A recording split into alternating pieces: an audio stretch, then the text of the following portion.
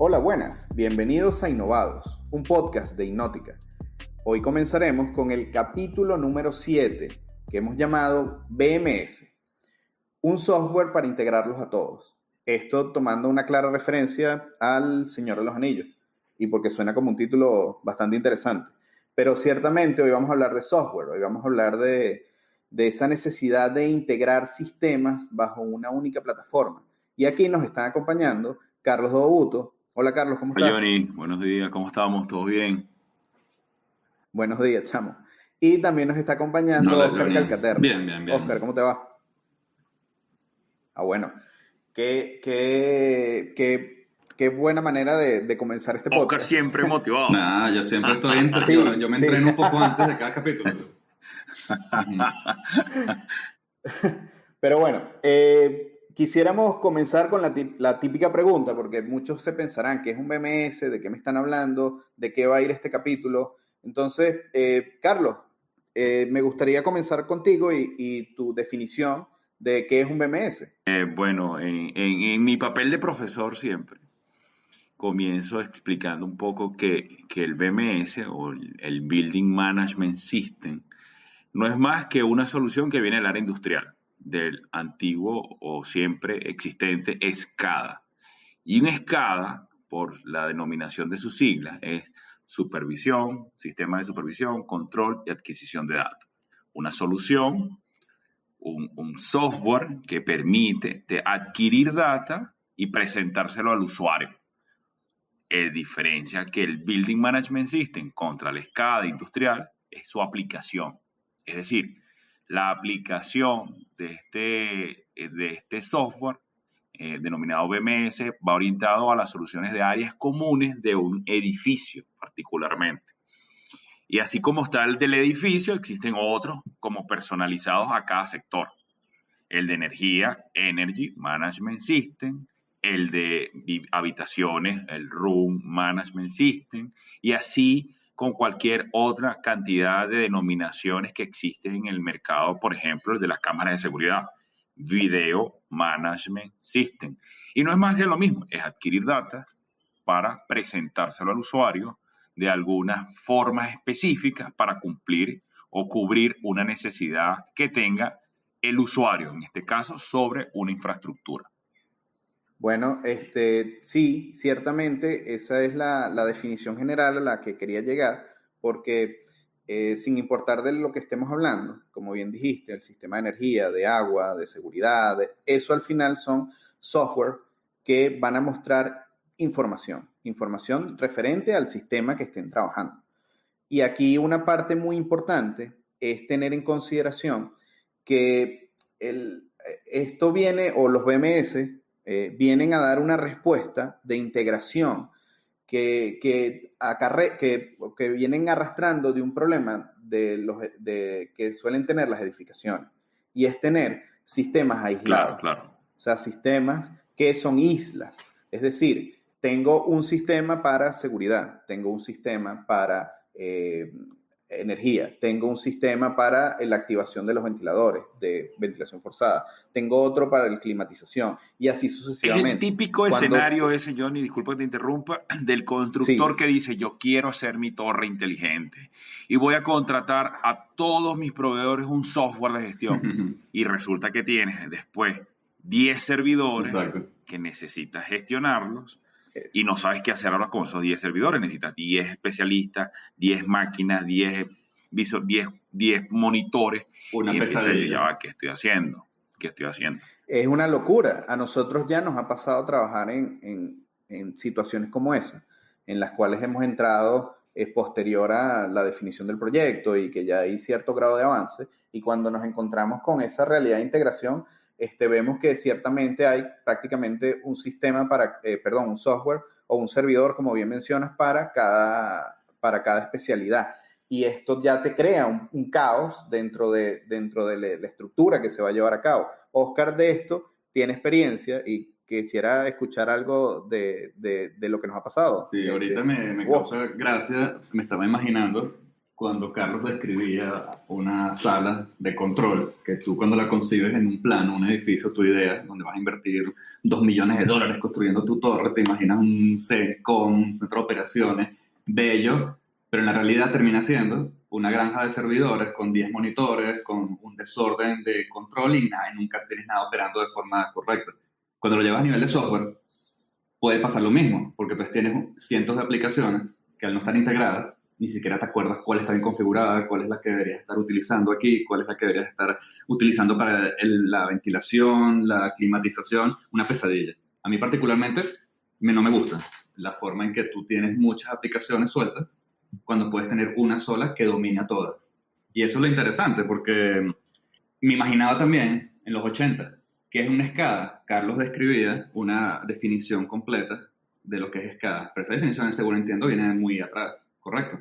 Viene de los 80, probablemente, de los 70. Sí, viene, porque esto viene del mundo Entonces, industrial. O lo sea, que quiero llegar, entonces, es en esas épocas, las interfaces gráficas, una pantalla, una monitor, inclusive touch, eso era soñar, no era comercial tanto.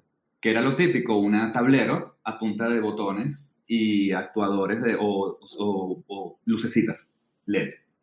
Esa era una escala antes y tú podías gestionar desde allí y obtener lecturas y hacer medio gestión, hasta medio automatizar algo, a punta de unos relés, Tal cual, tal contactores y tal.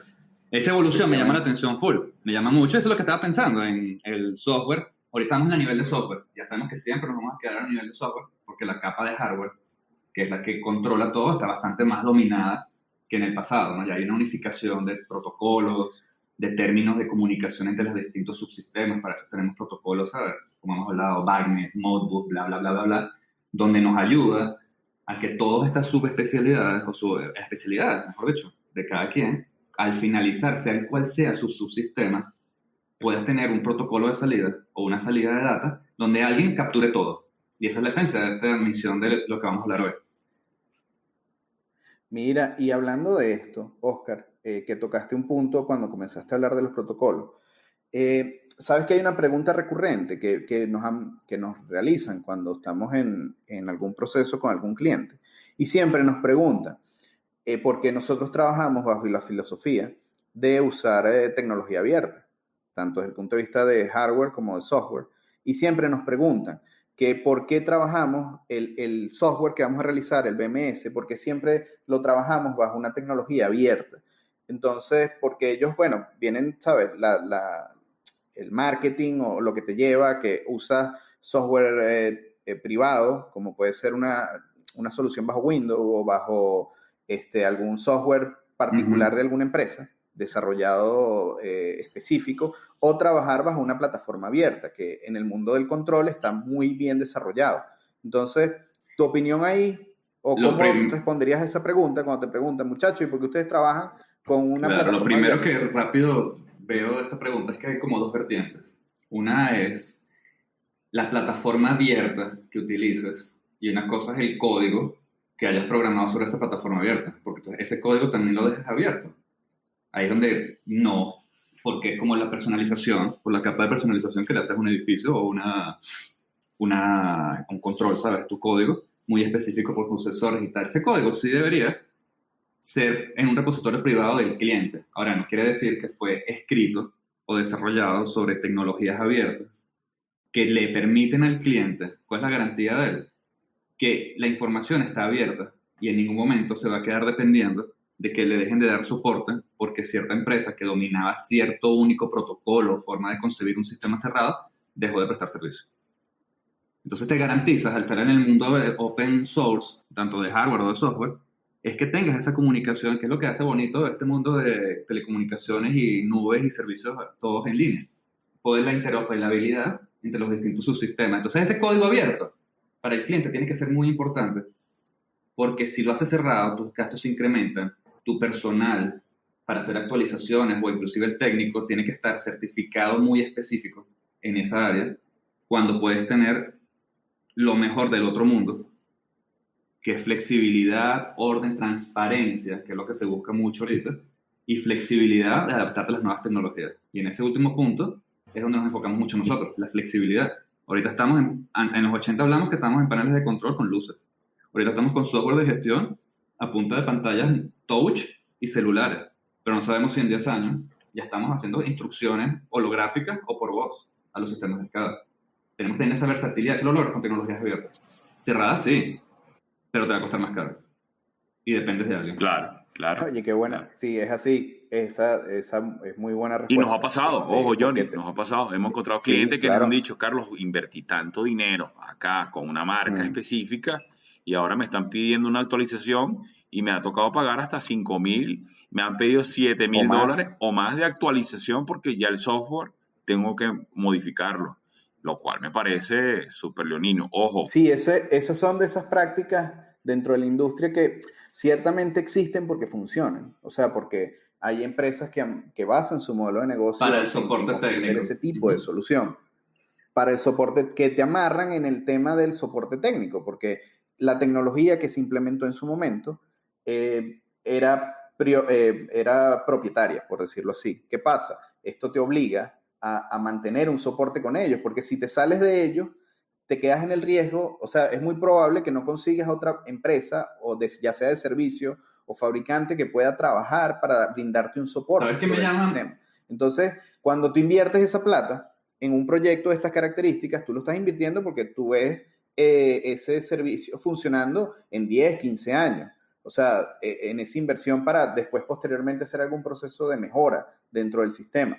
Pero eso te está amarrando y ciertamente hay empresas que basan su modelo de negocio y todavía utilizan esa práctica, pero creo que es algo que no te da como cliente realmente el control sobre la instalación que tú estás pagando, porque al final siempre estás amarrado con esa empresa y como mencionó Oscar, si esa empresa desaparece por algún motivo, se va del país donde está ofreciendo el servicio o quiebra o lo que sea, ¿qué haces tú con tu instalación? Esa es esa gran pregunta. Y todo se vuelve obsoleto. Recuerda que hay un tiempo de vida y la obsolescencia es natural. Tú construiste tu casa, lo vemos mucho, y me encanta ese ejemplo. Tú construiste tu casa ahorita con todos los periquitos que te ofrece la tecnología actual, pero hace 10 años estaban muy de moda las pantallas virtuales, que ahorita tú las ves, instalas en una casa y son asquerosas.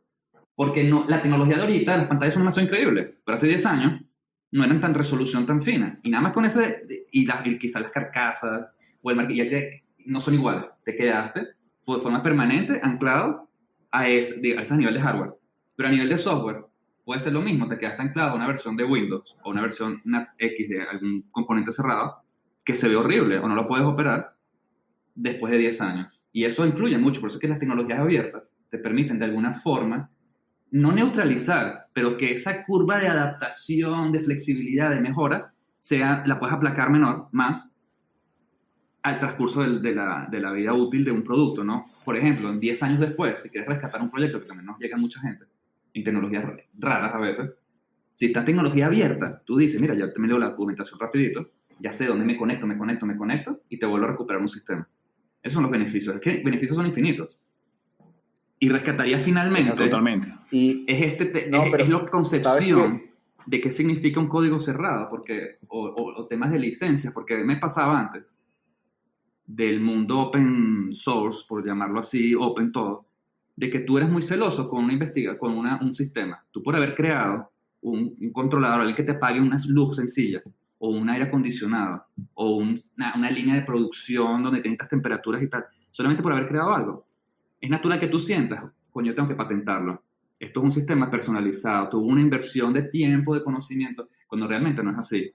Porque todas las tecnologías están abiertas, los conocimientos están ofrecidos, los tienes inclusive en universidades, por Dios.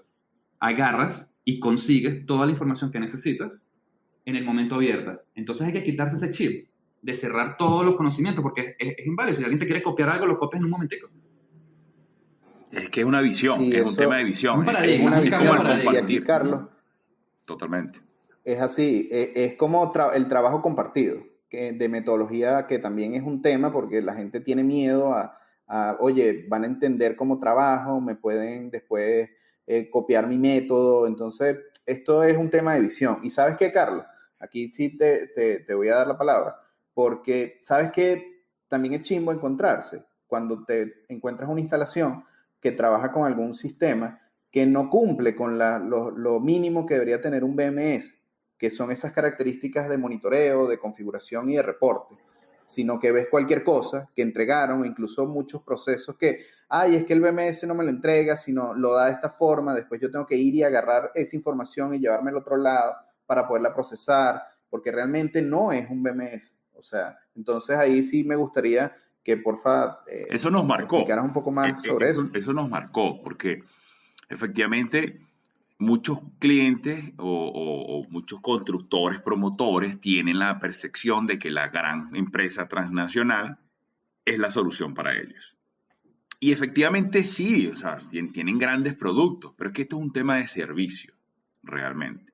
Y bueno, nosotros vivimos en Venezuela, o sea, hoy en día en Venezuela las grandes transnacionales no pueden ni siquiera entrar al país por un tema de bloqueo internacional y bla, bla, todo el tema político y todo este tema.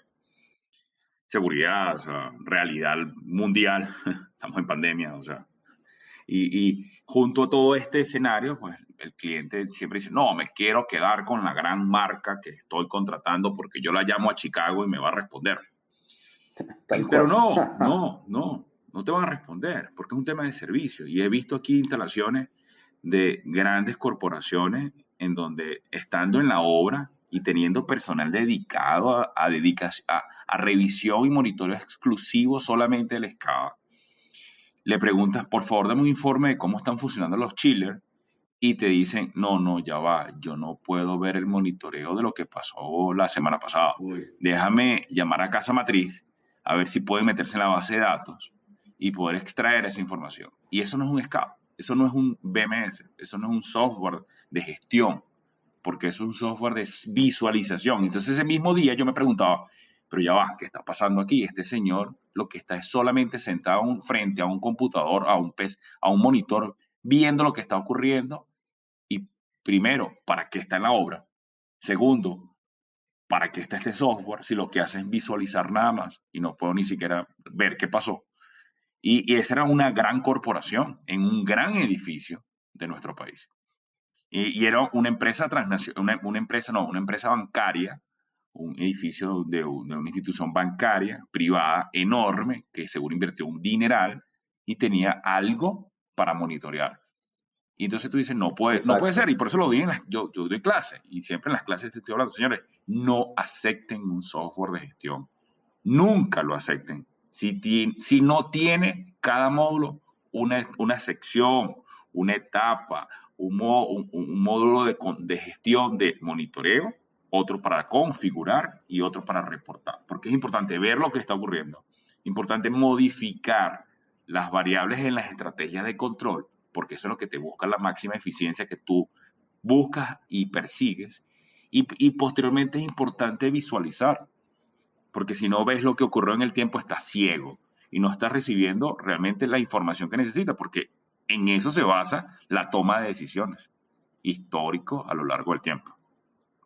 Y tocas un punto muy válido, porque mencionaste que tenían, a pesar, o sea, tienen un software que debería permitir la configuración, la monitorización y los reportes, pero tenían a una persona físicamente pendiente del software, o sea, de un operador, vamos a decirlo así. Aquí es donde yo quisiera preguntar más bien si realmente teniendo un BMS como debe ser, tú necesitas a un operador físicamente revisando continuamente 24 horas al día la información que se está desplegando allí. Claro que no. ¿O qué otras ventajas te debería dar esto? ¿O cuál debería ser el caso ideal de esto que mencionamos? Mira, es el trabajo remoto, es poder visualizar la gestión de forma local o externa. Ojo, entre un tema de seguridad siempre. La infraestructura permite que tengas un acceso remoto para visualizar y monitorear o controlar o la infraestructura. Ya eso dependerá mucho del modelo de negocio que se mantenga dentro de estos espacios.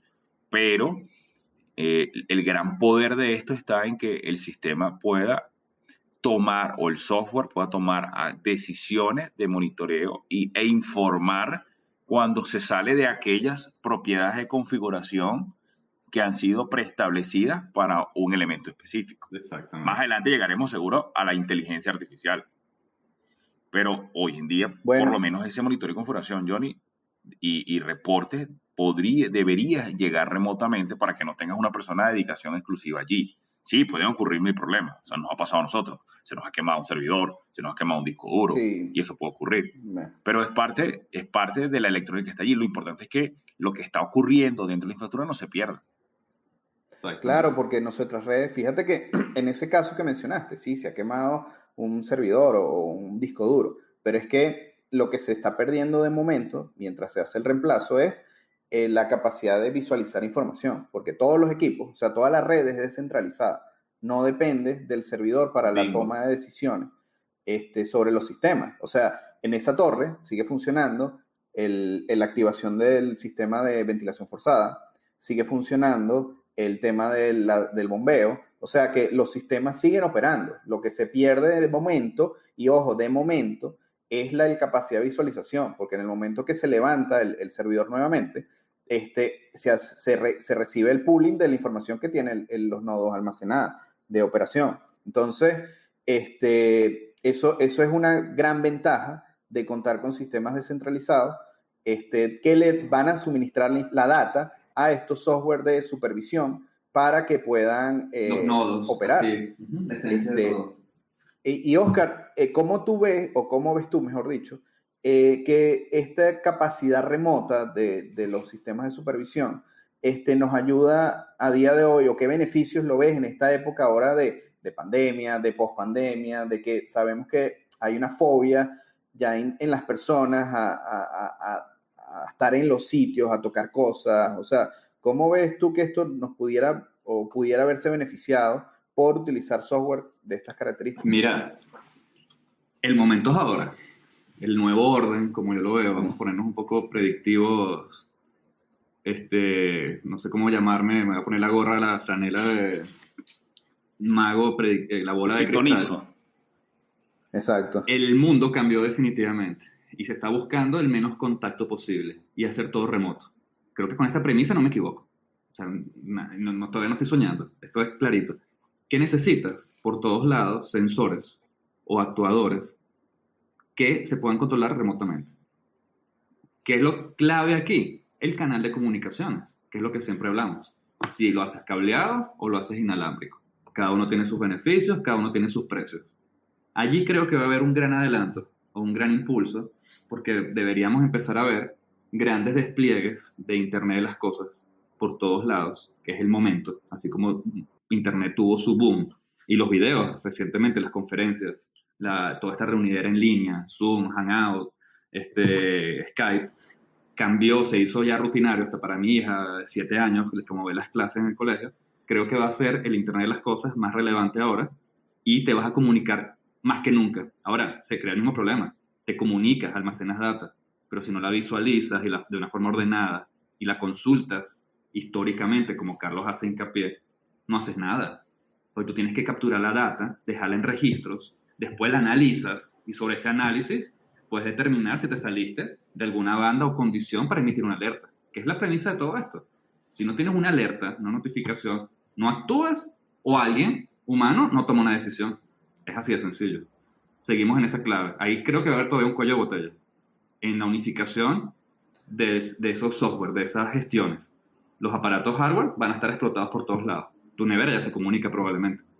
¿Tienes un software que se comunica y lo usas alguna vez? No, la mía hace hielo. Exacto. Todavía. Quizás para el consumo eléctrico puede ser buena idea. No lo sé. Mira, sabes que yo tengo desde hace un par de años, leyendo a las grandes empresas que se dedican a la automatización en el mundo y otras que se dedican a inteligencia artificial, han ido poco a poco haciendo alianzas. Desde hace un par de años hay una tendencia a que muchas de estas empresas, pues bueno, se vayan organizando para ofrecer servicios en conjunto. Sobre todo porque las empresas de automatización pues hacen todo el despliegue de infraestructura que se necesita para recibir información, y las empresas de inteligencia artificial pues ofrecen la capacidad de análisis, de organizar y analizar esos datos para dar alguna respuesta.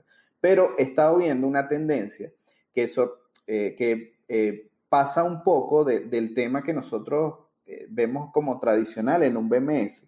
Digo tradicional porque es la estructura que, bueno, viene de la industria, es decir, voy a leer sistemas, voy a desplegar sensores y medios de comunicación para poder obtener la data, pero de sistemas del edificio. Sin embargo, hay una tendencia que sé que tiene que ver con el nuevo mundo de las certificaciones, de preocuparte por las personas, que no solamente por el edificio y la operación y mantenimiento que lleva, sino también por las personas. Y también se están haciendo despliegues ahora de sensores para poder medir interacción entre las personas, por ejemplo, para poder saber cómo una persona se mueve dentro del edificio, para monitorear no tanto su actividad profesional, sino qué áreas o qué suele visitar dentro del edificio. Y con toda esta data, ahora los edificios inteligentes pues migran o evalúan su información, y no tanto los edificios, esto tiene que ver un poco más con la empresa que hace vida dentro del edificio, para entender cómo se comportan sus usuarios. Y esto te lleva a que esos BMS también, la filosofía de un BMS también se aplique ahora a recabar data de los usuarios para ver qué tan productivos son, cómo se están relacionando. Y esto viene muy de la mano y creo que va a tener un auge mayor ahora con todo el tema de distanciamiento, con el tema de poder evaluar que realmente se están cumpliendo las normativas de seguridad de trabajo, para minimizar el impacto de propagación de algún virus. Y esto va a ir de la mano. Y es algo que ciertamente desde hace un tiempo se ha ido trabajando, pero creo que ahora va a tener mucho más relevancia. Y ojo, seguimos hablando del mismo software de monitoreo, porque al final ciertamente de repente no es para la monitorización de algún sistema dentro del edificio, sino para saber cómo se está comportando tu oficina desde el punto de vista de uso, que todavía es algo mucho más complejo, porque al final trabajar con personas, estás trabajando con comportamientos, estás trabajando con cosas que tal vez no puedes controlar, porque las personas también tienen un grado de incertidumbre sobre su comportamiento que también a veces es difícil de predecir. Pero este mix se va poco a poco dando más, y las empresas de automatización van entendiendo la relevancia de contar con software de análisis de datos que utilicen inteligencia artificial para poder mejorar los tiempos de respuesta ante determinado estímulo del sistema, por decirlo así. Lo que estás hablando es de la evolución de estos sistemas de gestión o BMS o antiguos SCADA a lo que esperamos que ocurra en un futuro cercano, o lo que ya está ocurriendo, Sí. que es ¿qué hago con tanta información? ¿Cómo saco el mayor provecho de la data y de esta infraestructura?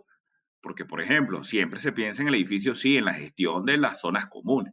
Pero si yo tengo tanta información de las zonas comunes y algunas repercuten directamente a los usuarios finales, a los propietarios de, por ejemplo, un edificio de oficina, yo le puedo dar a ese propietario información referente a su espacio y a los espacios cercanos a la misma propiedad de él, es decir, al sistema de bombeo, a los aires acondicionados o chillers o UMA, en este caso ya propios de la oficina, a la energía que consume, al control de acceso general, y es como un servicio de condominio virtual que se le da un apoyo aprovechando la misma infraestructura. Pensando en ese edificio de oficina, pero si nos vamos a la oficina es cómo yo saco la productividad de mis colaboradores en mi empresa con base a toda esta data. ¿Qué hago con ellos? Si lo vemos en productividad, pero si lo vemos ahora desde el tracking, por un tema de seguridad y de salud, es lo mismo. Entonces creo que lo que queda aquí abierto y se abre esa discusión es cuál es el futuro de los sistemas BMS. Bueno, Carlos, eso que tú mencionas sobre cuál es el futuro está muy bien para continuar con esta conversación, porque parte de también lo que estabas mencionando, fíjate que dijiste algo muy interesante, que es, ahora tenemos muchos sensores y ciertamente podemos medir prácticamente cualquier cosa, o sea, pero la palabra clave está en para qué yo quiero medir esa información, porque si de ahí nace el desarrollo que se va a hacer. Entonces, Oscar, aquí quisiera que porfa, si nos dieras un poco cuál es tu visión, de a dónde tú crees que van a ir estos sistemas, o cuál tú crees que sea el futuro, o cómo van a ir evolucionando un poco estos sistemas, no sé, en el próximo, a corto o mediano plazo. Mira, el futuro que hablas es ya. No lo percibimos tanto aquí en estas latitudes, pero ya existe. O sea, toda la es decir, está en el software. Todo, ya, insisto, el hardware se puede miniaturizar más y hacer más eficiente en transmisiones y energía, anchos de banda. Pero ya abarcamos lo que tenemos que abarcar. Ya se puede llegar a cualquier lado, se puede medir cualquier cosa. Ciertamente, diste en el punto. ¿Qué hacemos con esa data? El gran tema, como habló Carlos, una edificación, un centro comercial, una ciudad, y ese tema me encanta, está lleno de sensores, escupiendo data. Tú la puedes capturar también. Buenísimo. Y te llenas en la nube de infinita data. Pero ¿qué haces con ella? Porque si nada más la vas a utilizar de forma histórica, es decir, reactiva, pasó algo, vas a un log, buscas y ves qué pasó como si fuera una cámara de seguridad, chévere. Analizas algo y quizás puedas actuar para corregir. Pero estamos en unas épocas modernas. Tenemos flexibilidad, donde algoritmos, inclusive gratuitos muchas veces, proporcionados por Google, Amazon, etcétera, etcétera, TensorFlow, hasta existen miles, hasta para el reconocimiento de la voz, o sea, cientos, nos ayudan a poder analizar ahora esa data de forma que el usuario no intervenga. Claro, esto trae una complejidad en el análisis ya de la información, porque fíjate que no estamos hablando de que un ingeniero específicamente de camp o civil que está instalando necesita participar. No, él necesita una información para actuar en algo. Si no lo puede hacer, alguien tiene que tomar esa decisión por él. Entonces, lo puede hacer también un ingeniero a punta de código. Claro, tiene que tener herramientas de entender cómo funcionan redes neuronales, qué tecnologías tenemos disponibles ahora. Y ese es el gran punto que yo creo que nos afecta. Y en todos lados. El conocer, el mantenerte activo, el mantenerte al día de las tecnologías disponibles, y eso es un proceso de educación diaria, ¿no? Poderte estar en ese nivel, es la que nos permitiría ir adelantando en la gestión. Entonces me preguntas, ese futuro, ¿cómo lo percibo? Es difícil, Johnny. O sea, lo percibo, sí, en 10 años, 20 años holográfico, sinceramente, o sea, tal cual, y lo veo con voz, tal cual descriptivo y sistemas que, o sea, podemos soñar. Ya las películas esas del futuro que vimos en los 80, estamos viviéndolas, excepto por los carros voladores, ¿no? Pero en análisis de data, ahí es donde veo que va a estar centralizado, ya está pasando. ¿Dónde recabas toda esta data y cómo la analizas? Un humano no lo puede hacer ya fácilmente. Tú lo puedes hacer con 5 o 4 sensores, tal, pero cuando hablas de una ciudad inteligente, por más código que tú eches, concebir la complejidad de una ciudad, necesitas una máquina como Watson, que por cierto, IBM vende ese servicio.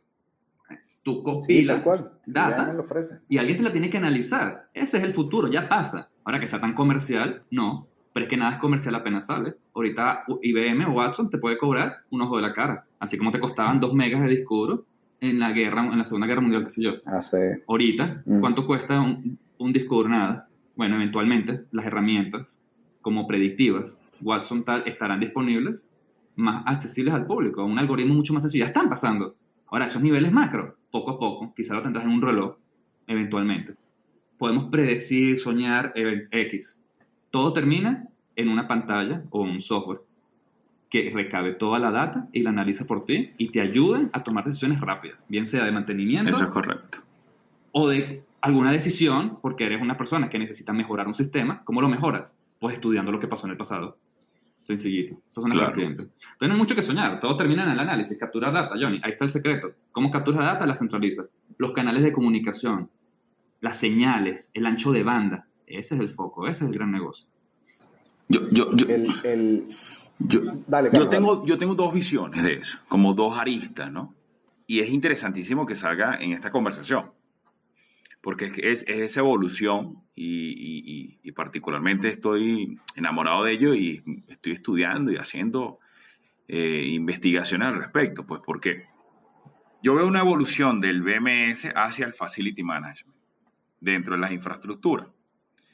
Eso es una de las aristas, que es la implementación del BMS dentro de un proyecto concebido bajo la metodología BIM, que ojo, eso es lo que va a quedar como un todo dentro de cualquier infraestructura que se construya en un futuro cercano. Hoy en día empieza a ser como recomendaciones, exigencias, normativas, pero debe llegar a ser una obligación dentro de todas las infraestructuras, porque así como ocurrió trabajar con AutoCAD, hoy nadie piensa en hacer un plano en tinta, a mano. Nadie. Correcto. Ya hoy todo, por lo menos envíame un CAD del proyecto. Pronto la gente dirá, por favor, No me envíes algo en 2D, envíame algo en BIM, en información 3D, con data dentro del modelo. Y los SCADA o los BMS van hacia allá, porque para ello tenemos ese gemelo digital y ese Facility Management en la séptima dimensión de lo que es el BIM. Pero ahora, mucho más allá de esa ejecución, y ahorita que estoy en este momento llevando temas académicos con lo que es un BEP, el BIM Execution Plan. Desde el BEP tú puedes crear ya el nacimiento del BMS, y ese BMS cómo va a soportar el Facility Management, porque recordemos que el Facility Management es mucho más allá del BMS, es saber los códigos, elementos, partes para la gestión general de la infraestructura con data real de los elementos que se implementan y que se instalan dentro de una infraestructura. Y el BMS viene a soportar ahora que, ok, ya yo sé que tengo esta infraestructura, pero mira cómo está funcionando en tiempo real. Y eso es lo que va a permitir, lo que permite darle el BMS al Facility Management, el poder de no solamente saber qué tengo, sino saber cómo se está comportando hoy, ayer, y cómo yo puedo modificar propiedades dentro de un modelo, de un elemento, y que eso cambie en la vida real dentro de una infraestructura. Esa es una de las tendencias, pero la otra tendencia es la inteligencia artificial, que es la que hablaba Oscar. Entonces son como esas dos grandes aristas que se unen, que no están separadas, ojo, que están integradas, porque la intención es que todo lo que es la data y la inteligencia dentro de los software de gestión le permita sumar en estas características de valor agregado a la gestión, a el BMS, al Facility Management, que repercuta en una sola cosa siempre: minimizar los costos operativos, maximizar las ganancias dentro de los espacios y garantizar las mínimas o ceros errores o riesgos o accidentes dentro de una infraestructura. Recordemos accidentes, por ejemplo, que yo construya un centro comercial, como ha ocurrido en varios proyectos que conocemos en este país y fuera de nuestro país, que hacen un gran centro comercial y a los 3, 2, 4 años se le queman los chillers. Imaginemos un edificio de oficina que quiere ser top, sin aire acondicionado en el Caribe, no es top nada. No hay forma de competir. Entonces, esa es mi visión, Johnny, de ese futuro. Y con eso dejo allí el dato de, señores, el BIM, la fusión de lo que es la metodología BIM o el BMS a esta metodología BIM realmente, y la aplicación de estos sistemas de gestión también dentro de el por qué, los sistemas de certificación energética, seguridad medioambiental, de salud, que con los códigos locales cada vez debe ser más exigente y más después de lo que estamos viviendo como pandemia. Bueno, sí, eso es tremendo aporte, Carlos, lo que acabas de decir. Yo rescato de lo que mencionaba Oscar. Oscar mencionó el tema de las ciudades y como eso es eso es una cantidad de datos realmente abrumadora. Ahí donde es de verdad, es una de las aplicaciones reales del Big Data y de minería de datos y de toda esa... Eso, por cierto, ciudades es el próximo episodio, que será el episodio número 8. Qué fino. Que hablaremos sobre las Smart City. Pero me quedo con ese detalle porque al final creo que parte de todo lo que hemos hablado de BMS, de un software, así como al principio dijimos que sin importar el tipo de aplicación, pues lo que se busca es tener un sistema que reciba datos y de esta manera se alimente de información para poder mostrar esa data y poder hacer reportes, que se permita configurar, que permita generar alertas, que lo ideal sería que se haga de forma automática, pero bueno, también cuenta con operadores, y cómo va a ir evolucionando en el tiempo. Entonces, nuevamente, eso aplica para una casa, para un edificio, para una ciudad. O sea, aquí parte, creo que el futuro realmente o sea, como dijo Oscar, es ahora, pero realmente lo que va a ir evolucionando es cómo vamos a interactuar con estos software, o sea, la manera en que vamos a interactuar nosotros como usuarios de esos sistemas y la manera en que poco a poco también se va a ir mejorando esa capacidad de análisis de datos para mejorar los tiempos de respuesta y la toma de decisiones. En una ciudad es hipercrítico. Si una ciudad se va por esta vía, Río de Janeiro, por ejemplo, que ellos hicieron el proceso de automatización de la ciudad utilizando el sistema de IBM, empleando Watson. ¿Por qué lo hicieron? Por el tema de que Río de Janeiro iba a recibir el Mundial, iba a recibir los Juegos Olímpicos, entonces iban a tener una cantidad de usuarios, o sea, de personas que iban a visitar la ciudad, y la ciudad no estaba preparada, entonces hizo ese desarrollo, y al final como integraron 33 sistemas de la ciudad bajo ese gran sistema de gestión. Entonces se podrán imaginar la cantidad de data que se está generando y cómo interrelaciona 33 sistemas con el grado de complejidad que tiene cada uno al nivel de una ciudad. A nivel macro, exacto, a nivel macro de una ciudad. Pues. Exacto, esto es algo muy complejo de estructurar. Es muy hermoso la forma en que lo puedes hacer el acercamiento para enfrentarte a ese problema. Pero nuevamente, creo que lo que va a evolucionar es nuestra manera de interactuar con estos sistemas y la forma en que se van a analizar esos datos. Nuevamente, mientras la inteligencia artificial avance con nuevas técnicas, con nuevas metodologías de acercamiento a los problemas, pues esto irá siendo también cada vez más eficiente. Incluso podrás procesar cada vez mayor cantidad de información para dar mejores respuestas. La ciudad lo que busca es eso, una respuesta pronta y óptima a un problema que se detecte, a un patrón que haya detectado el sistema. O sea, va por allí. Entonces, a medida que esto mejore, porque podemos interactuar por voz, podría ser una de las formas. Todo esto que vemos ahora de Alexa, de los asistentes personales, sí, ahorita está chévere, asistente personal, la casa, todavía realmente no se integra en nuestra vida diaria al detalle, salvo cosas y aplicaciones muy puntuales que se dan para personas con algún grado de discapacidad, que se están haciendo soluciones específicas para poderlos apoyar a ellos con estos asistentes.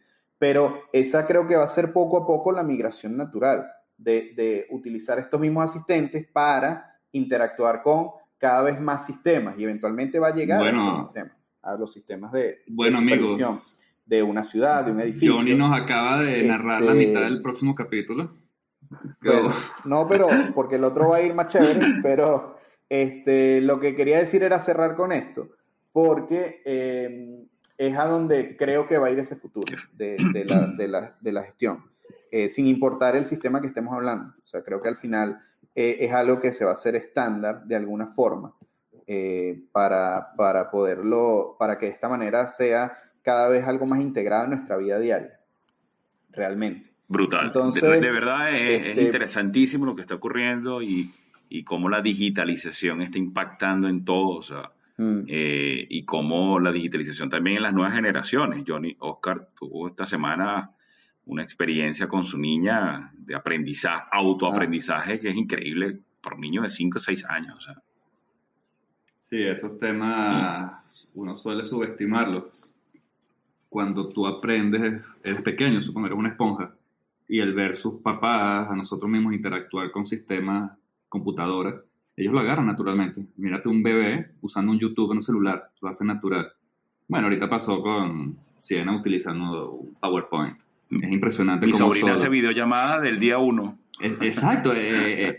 ¿Cómo creas una interfaz gráfica que sea amigable al usuario? Ese es el gran otro puntísimo, que es el UX, la experiencia del usuario. Todo. Que fíjate que hay carreras ya completas de diseño enfocadas nada más a este tema. ¿Cómo haces amigable una interfaz de usuario? Porque chévere. Ajá, Carlos, y ya capturamos la data. Ya sabemos de toda la data, la capturamos y la unificamos. Pero si el software es horrible y no tiene sentido, no te provoca utilizarlo. Pero tampoco le estás aprovechando la cuestión. Entonces entra otro nivel, también otra capa más, que es la de hacerlo amigable, personalizado, quizás es la palabra. Esas cosas, como yo lo veo, o requieren mucha inversión a nivel de estudio, o naturalmente se van corrigiendo a medida que la gente se vaya implementando y se vaya expandiendo el uso. ¿Tú te recuerdas cómo era ICQ? Después migró al Messenger, ¿no? De Microsoft, o ¿cómo es que? Hotmail era la cosa. Y ahora estamos, qué sé yo, ya en Meet, Hangouts. Y después estaremos en otras cosas medio virtuales, si lo pegó con los hologramas. Y bueno, ¿ves? Más o menos por allí van las corrientes. Esa experiencia del usuario puede ser infinita. Imagínate un sistema de gestión de escala, pero de una tal cual, Star Wars, ¿no? De la estrella de la muerte. O sea, todo holográfico, ¿cómo lo manejan ellos? Con las manos. Avatar, ¿sabes? ¿Te acuerdas? Esos son sistemas de escala, si te pones a pensar bien. Esos son sistemas de gestión, pero claro, manejados futuristas. Exacto. Ajá. Claro, como el Iron Man, ¿no? Bueno, ese es otro ejemplo. Por voz, tienes un asistente virtual que le das comando y él se encarga de hacer todo por ti. Eso yo creo que es un futuro inevitable. De hecho, se puede hacer el santo grial de todo este tema, ¿no? Una vez que ocurre la singularidad y despiertan las máquinas, lo que sea, ya que empiezas a dar esas instrucciones, y esto es otro tema para otros podcasts, increíble, termina en esto. Alguien tiene que controlar, el humano necesita que alguien haga automatizar. Si no fuera por eso, no tendríamos agricultura, no hubiésemos crecido tanto en la vida. Ahora, ¿cómo hacemos para que las tareas sean sostenibles? A punta de automatización y control. Menos mal que estamos en el negocio correcto, en la época correcta. Sí, eso sí, estamos en el sector que creo, Qué fino. donde se vienen esos cambios positivos y que van a ser de impacto realmente en nuestra vida en general, en el desarrollo. Muchachos, ha sido un placer grabar el día de hoy. Creo que ha sido un episodio bastante entretenido y enriquecedor. Hemos cubierto bastantes temas relacionados con el software y es eso, que cuando piensen en un BMS, realmente piensen en que necesitan es un software para integrar a todos sus demás sistemas y dejar de tener esas islas y esos problemas operativos que al final ya tienen que ir quedando de lado, porque lo ideal es hacer las cosas correctamente y de una vez integrar todo bajo una única plataforma de gestión. Ese es el BMS para integrarlos a todos. Entonces, muchísimas gracias, Carlos. Oscar, también muchísimas gracias por acompañarnos el día de hoy. Y con esto cerramos este 7º episodio de Innovados, un podcast de Innotech.